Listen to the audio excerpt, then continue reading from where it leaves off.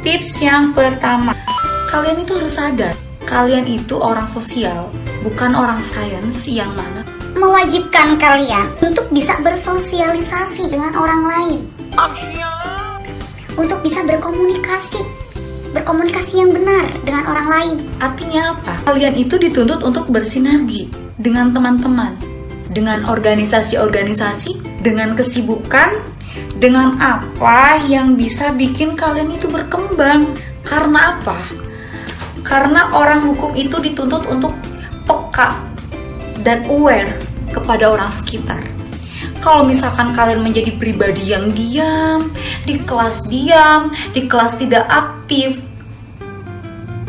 gimana? Makanya di sini teman-teman yang baru maba itu, biasakanlah kalian berbaur dengan orang sekitar. Ikutlah organisasi, bersosialisasi, dan aktiflah di lingkungan sekitar kalian. Karena apa? Kita sebagai orang sosial, orang hukum itu tidak boleh apatis, tapi harus yang aktif. Kalian harus membiasakan diri untuk bergaul supaya wawasan kalian itu nambah. Maka kepedulian kalian pun akan bertambah dengan sendirinya, ya kan? Terus relasi kalian pun akan nambah. Jadi ketika kalian nanti sudah menjadi seorang sarjana dan kalian ingin menjadi seorang advokat ataupun polisi ataupun jaksa ataupun lain-lainnya, cara kerja kalian tuh kedepannya tuh akan enak karena kalian sudah mempunyai relasi yang sangat banyak. Dan relasi itu dipupuk ketika sejak kalian itu menjadi mahasiswa hukum. Memang harus itu dengan cara berorganisasi itu seperti itu wajib. Sehingga di kemudian hari ketika kalian mendapat suatu permasalahan, kalian itu tahu harus mengambil keputusan apa atau mengambil langkah apa. Oke, untuk poin yang kedua, kalian itu harus banyak baca. Harus banyak baca.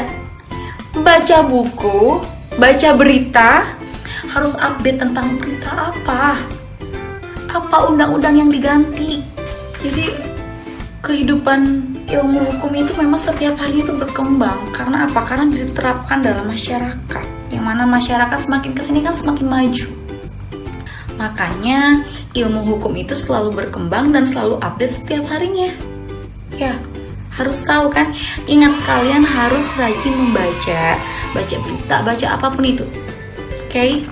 Oke, sekarang poin yang ketiga. Ikut organisasi itu wajib untuk mahasiswa hukum. Ingat, sekali lagi aku tekankan, ikut organisasi itu hal yang wajib untuk mahasiswa hukum.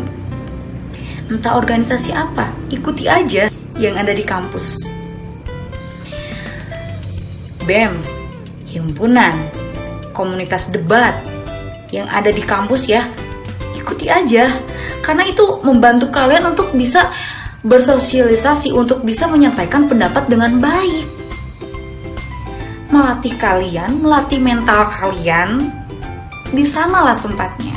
Kalau misalkan organ ekstra kampus itu semacam kayak PMI, HMI, GMKI, ataupun banyak sekali organ ekstra yang bisa kalian ikuti, yang menurut kalian sesuai dengan hati kalian, ikuti aja. Nambah wawasan, nambah temen, nambah relasi juga, ya. Ingat, harus ikut organisasi, oke? Oke, sekarang lanjut ke poin yang keempat. Poin yang keempat itu harus aktif di kegiatan-kegiatan kampus. Jangan kupu-kupu. Kuliah pulang.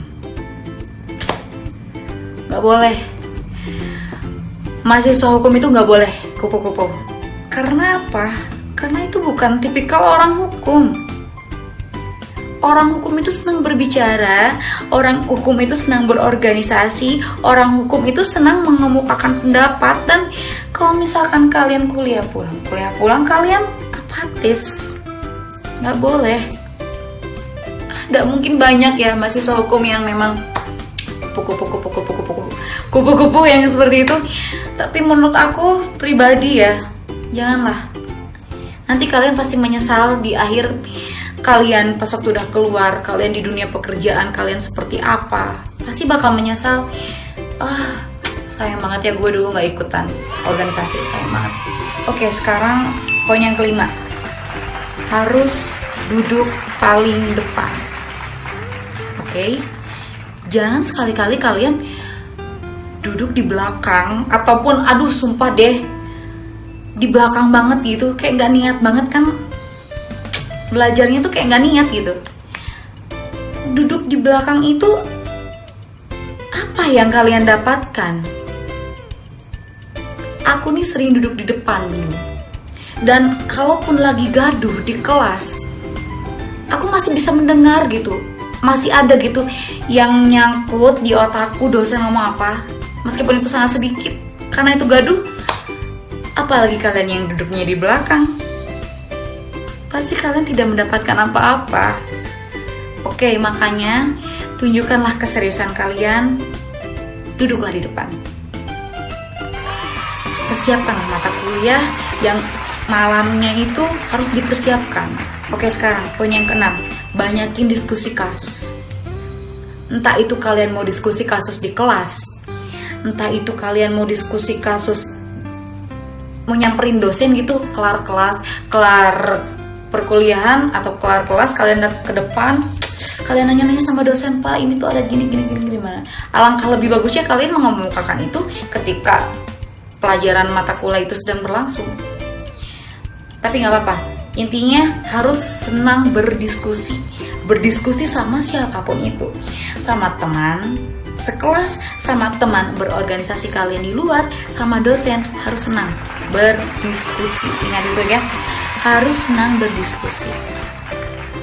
Untuk poin yang ketujuh, saran dari aku adalah seriusinlah mata kuliah yang 4 SKS. Contohnya, hukum pidana 4 SKS, hukum acara pidana 4 SKS, hukum acara perdata 4 SKS, hukum perdata 4 SKS, hukum internasional 4 SKS, hukum tata negara 4 SKS, hukum administrasi negara 4 SKS. Seriusinlah.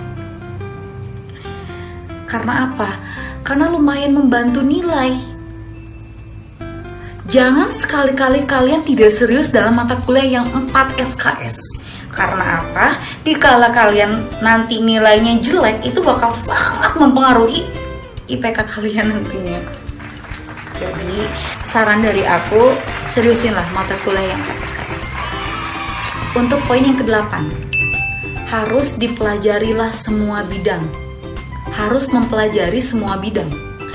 Jangan karena kalian senangnya hukum internasional aja kalian belajar hukum internasional, jangan seperti itu. Takutnya ketika kalian kuliah, kalian menjadi seorang pengacara karena kalian cuma menguasai hukum internasional, hukum perdatanya kalian jelek, hukum pidananya kalian jelek. Susah. Jadi pelajarilah semua bidang. Toh di waktu kalian skripsi aja, kan kalian cuman bolehlah kalau misalnya kalian senang hukum internasional, nanti di skripsinya aja tentang kalian hukum internasional, bolehlah. Tapi usahakan dari semester 1 sampai semester 8 itu kalian seriusin semua bidang. Oke, next point, harus latihan mental. Latihan mental di sini tuh kalian harus sering ke depan. Contohnya, dosen tuh nanya, kalian ada yang tahu nggak pasal berapa yang mengupakan tentang pembunuhan? Harus aktif, acungkanlah tangan. Jawablah apa yang dosen minta. Harus aktif. Itu di sana tuh kalian tuh melatih mental. Kalau misalkan ada presentasi ke depan, aktiflah. Siapkanlah bahan sematang mungkin biar presentasi kalian itu sangat wow. Itu bisa melatih mental kalian nantinya. Poin selanjutnya yang ke-10, harus bersikap asertif. Apa itu asertif? Asertif itu baik dalam mengemukakan pendapat. Contohnya begini, kalau kalian ingin mengemukakan pendapat dengan baik, itu harusnya tuh contohnya begini.